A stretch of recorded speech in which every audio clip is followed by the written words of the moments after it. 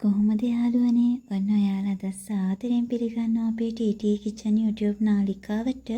ඔන්න මම අද හදන්න කියලා දෙන්නේ රසම රස රයිස් එකක් කොහොමද හදාගන්නේ කියලා. දැන් මේ උත්සව සමයේ කොහොමද ගෙදර රයිස් හදනවනේ.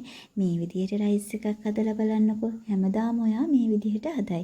මම මෙතන කීරි සම්බබත් තමයි අරන් තියෙන්නේ. දෙන්නෙකුට ඇති වෙන ප්‍රමාණයට කීරි සම්බ ගන්න නැත්නම් ඔයාලා සම්බබත් ටිකක් හදාගන්න. ඒ බත් එක හොඳින් නිවල ගන්න. නැත්තම් උණු පිටින් ගන්න එපා. බත් ඇලෙනවා. එහෙම වුණාම රයිස් එක රස නැහැ. දැන් මම මෙතන කැරට් ඒ වගේම ලීක්ස් වල කොළ කොටස අරන් තියෙන්නේ. තව මම මෙතන බිත්තර දෙකක් අරන් තියෙනවා.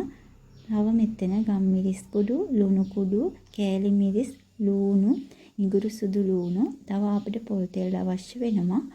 මම මෙතන සොසේජස් බෙදලා අරන් තියෙනවා, චිකන් බෙදලා අරන් තියෙනවා. මම දැන් මේ පෙන්නන්න යන්නේ අපේ රයිස් එක රස කරන රහස. මම මෙතන අරන් තියෙනවා සෝයා සෝස් මේසෙ හැන්දයි, ඒ වගේම තක්කාලි සෝස් මේසෙ හැන්දි භාගයයි, සීනි මේසෙ හැන්දි භාගයයි.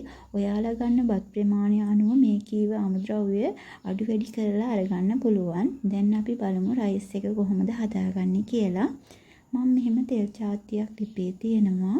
ඒක රත් වෙනකොට ඒකට සුදු ලූණු, ඒ වගේම ඉඟුරු, ඒ වගේම ලූණු එකතු කරලා මිශ්‍ර කරගන්නවා. මේ වෙලාවේදී ගින්දර වැඩි කරගන්න යන්න එපා. ගින්දර වැඩි වුණොත් එහෙම අපි මේ දාපු දේවල් කර වෙන්න බලනවා. එහෙම වුණොත් 아무තු ගඳක් තමයි එන්නේ රයිස් එකෙන්. දැන් අපි මේක හොඳින් මිශ්‍ර කරලා ලුණු ස්වල්පයක් එකතු කරගන්නවා. ලුණු එකතු කරගද්දී අපිට පස්සේ වුණත් රස බලලා එකතු කරගන්න පුළුවන්. මොකද මම බත් එක උයාගෙන ඉද්දිත් ලුණු චුට්ටක් එකතු කරලා තියෙන්නේ. ඒ වගේම චිකන් එක බදිද්දිත් මම ලුණු ටිකක් එකතු කරලා තියෙන්නේ. දැන් අපි කැරට් ටික එකතු කරගත්තා. කැරට් ටික එකතු කරලා අපි පොඩ්ඩක් තෙලේ මෙහෙම කවලම් කරගන්නවා. ඊට පස්සේ අපේ අර රහස මේකට එකතු කරන්න තමයි හදන්නේ.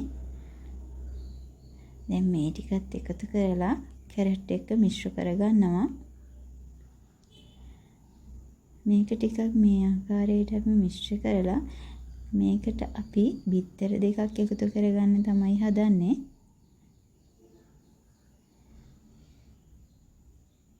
දැන් අපි මේකට බිත්තර දෙකක් එකතු කරගමු.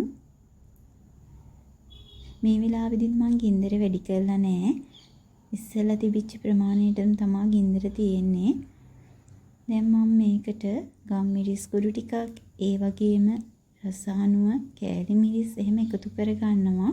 ඔයාලා සැර කන්න කැමති නම් ගොඩක් මේ වෙලාවේදී අවශ්‍ය ප්‍රමාණයට එකතු කරගන්න. බිත්තර කැබලි කැඩෙන ප්‍රමාණයදී තමයි මම බත් ටික එකතු කරගන්නේ. විශේෂයෙන්ම යාළුවනේ බත් එකතු කරගන්නේදී හොඳට නිවලා එක්ක සීතකරණේ තියලා එහෙම නැත්නම් හොඳට නිවපු බත් එකතු කරගන්න. එහෙම නැති වුණොත් බත් එක ගුලි ගහනවා. නියම රසට රයිස් එක හදාගන්න බෑ එහෙම වුණාම. දැන් අපි ගින්දර වැඩි කරගන්නවා. දැන් ගින්දර වැඩි කරලා බත් එක හොඳින් අර පිපිරෙන ප්‍රමාණයට එනකම්ම අපි හොඳට මිශ්‍ර කරගන්නවා. අපි දාපු අමුද්‍රව්‍ය සියල්ලටම මේ බත් එකට අල්ලන විදිහට තමයි අපි දැන් මිශ්‍ර කරගන්නේ. මේ වෙලාවේදී පරිස්සමට මිශ්‍ර කරගන්න. මොකද ගින්දර සැරට තියෙන්නේ. දැන් අපි මේ වෙලාවේදී එකතු කරගන්නවා සොසේජස්, ඒ වගේම චිකන්.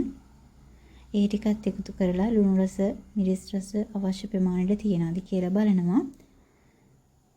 අපි පොඩ්ඩක් කවලම් කරගමු.